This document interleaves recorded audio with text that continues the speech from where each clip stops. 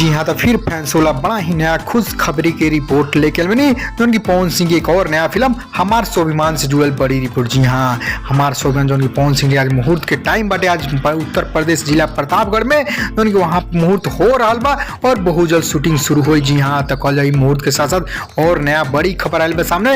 ये फिल्म में पवन सिंह के साथ हीरोइन कौन रही अपोजिट में। जी हाँ, तो आप लोग वो नया रिपोर्ट खुलासा करें तो पूरा वीडियो अंत तक देखिए। शूटिंग कब से हुई, हीरोइन कौन बारी, सारा कुछ जान सकें डिटेल साथ। उससे पहले एक और रिक्वेस्ट करें हम आपसे कि यदि आप भाई भोजपुरिया यूट्यूब चैनल पर नया बानी तो जुड़े में जरूर, सब्सक्राइब कर दें, घंटी दबा के ऑल ऑन कर दें ताकि सभी न्यूज वीडियो लिंक सबसे पहले आप तक पहुंची, आप देख सके, मिस ना हो। जी हाँ, तक कॉल जाओ पवन सिंह के एक और नया धमाकेदार खबर उनकी हमार स्वाभिमान फिल्म के नाम बा।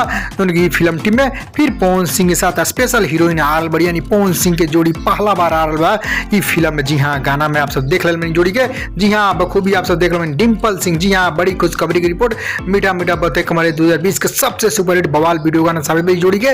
और वह जोड़ी की फिल्म ई हमार स्वाभिमान में पवन सिंह के साथ देखे मिली। जी हाँ, पवन सिंह डिम्पल की जोड़ी फिर हमार स्वाभिमान में देखे मिली। जी हाँ, तो प्रतापगढ़ जिला उत्तर प्रदेश में आज मुहूर्त हो रहा बा। पवन सिंह जी मुहूर्त कर बने और कल शूटिंग कल से। जी हाँ, 4 तारीख कल से 4 मार्च से शूटिंग शुरू हो जाए। तो आप लोग नया टेलर लुक, फर्स्ट लुक कैसा लगा लाइक करें, फेसबुक शेयर करें ताकि सभी फैंस लोग जान लो पवन सिंह जी हमार स्वाभिमान के मुहूर्त सेट हुआ और शूटिंग कल से शुरू हुई बहुत जल्द।